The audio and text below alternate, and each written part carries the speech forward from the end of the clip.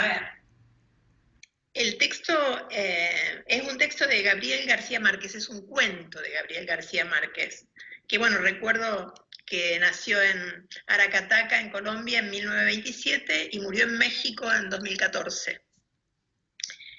Y el cuento que elegí de Gabriel García Márquez es Algo muy grave va a suceder en este pueblo.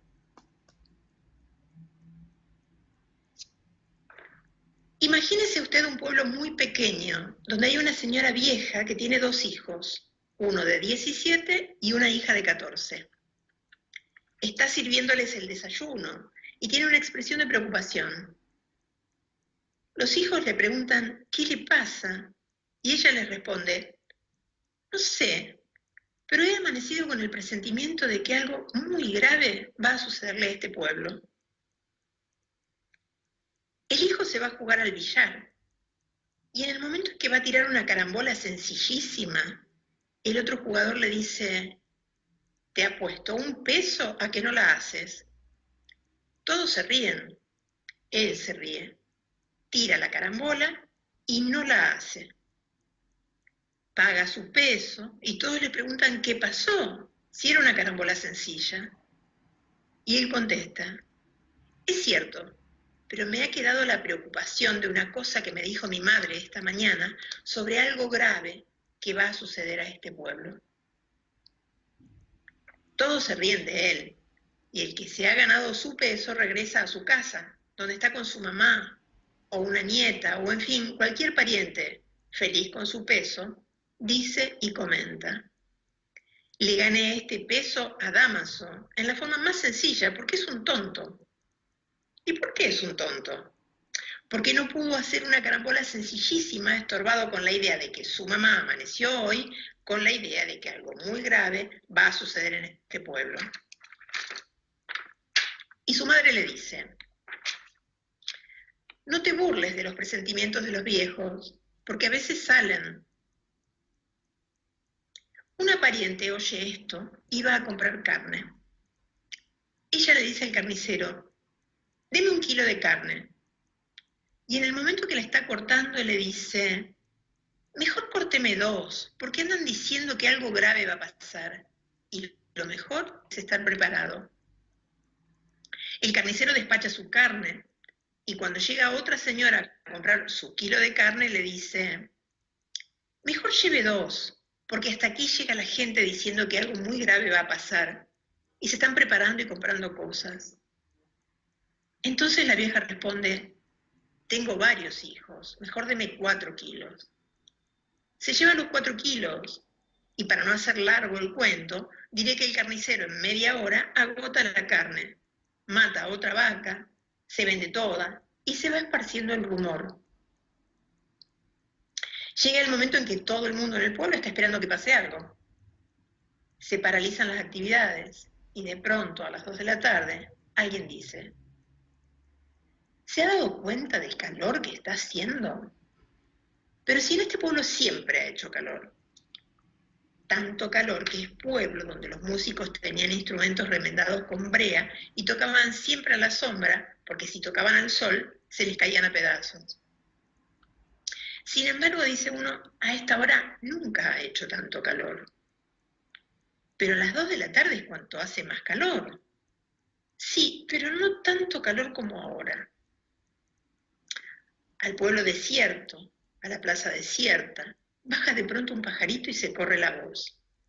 Hay un pajarito en la plaza. Y viene todo el mundo espantado a ver el pajarito. Pero señores, siempre ha habido pajaritos que bajan. Sí, pero nunca a esta hora. Llega un momento de tal tensión para los habitantes del pueblo que todos están desesperados por irse y no tienen el valor de hacerlo. Yo sí soy muy macho, grita uno, yo me voy. Agarra sus muebles, sus hijos, sus animales, los mete en una carreta y atraviesa la calle central donde todo el pueblo lo ve. Hasta que todos dicen, si este se atreve, pues nosotros también nos vamos. Y empiezan a desmantelar literalmente el pueblo. Se llevan las cosas, los animales, todo. Y uno de los últimos que abandona el pueblo dice: que no venga la desgracia a caer sobre lo que queda de nuestra casa. Y entonces la incendia, y otros incendian también sus casas. Huyen en un tremendo y verdadero pánico, como en un éxodo de guerra. Y en medio de ellos va la señora que tuvo el presagio, que le dice a su hijo que está a su lado: ¿viste, mi hijo, que algo muy grave iba a suceder en este pueblo?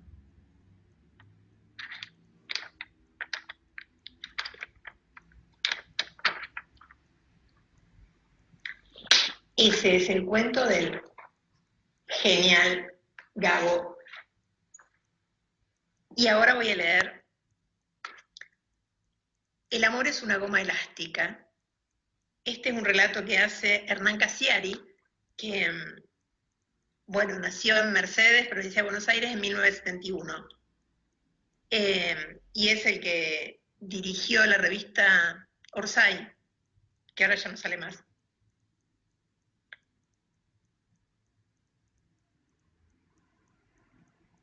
Mi madre, una señora 2 veces viuda de casi 70 años, se enteró al mismo tiempo de 2 novedades sobre su único hijo varón.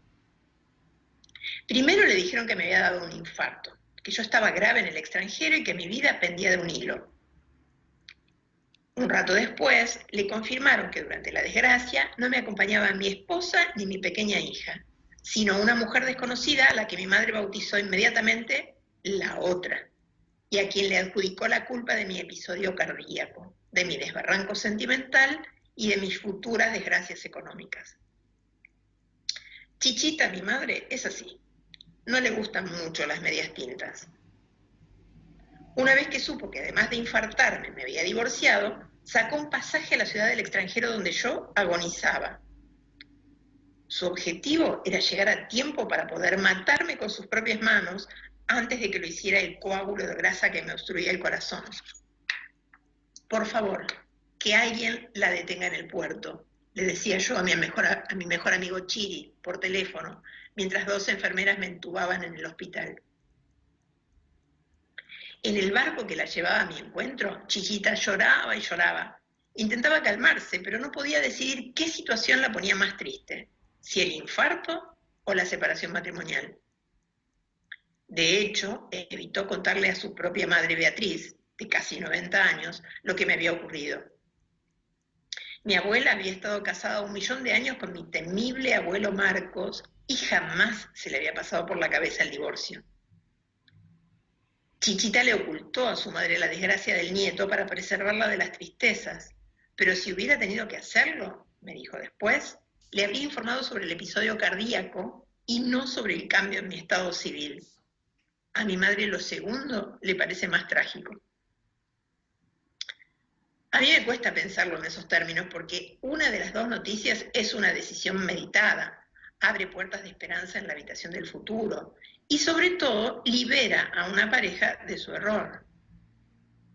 La otra noticia sí es preocupante. Se trata de la peligrosa lesión de unos tejidos en el pecho que provocan que la pobre víctima, es decir, yo, ya no pueda disfrutar nunca más del queso semicurado y del resto de los placeres de la vida. Para mí, no hay punto de comparación entre un infarto y un divorcio. Pero, ¿esto que siente mi madre es puramente generacional? Sospechar que en una separación solamente puede caber la tristeza o que es un dolor equiparable a una enfermedad mortal, ¿es algo que sienten las señoras de casi 70 años, 2 veces viudas, católicas, sudamericanas y educadas en la perdurabilidad del amor? ¿O es un prejuicio extendido? Lo que hice unas semanas más tarde, cuando los médicos me permitieron volver a escribir, fue testear esta pregunta entre un grupo más variopinto.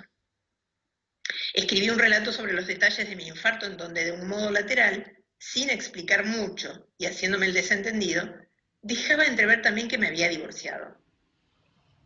Y un martes cualquiera publiqué el texto en mi blog, donde suelen ir a entretenerse lectores de edades y geografías diversas que conocen bastante bien mi vida privada.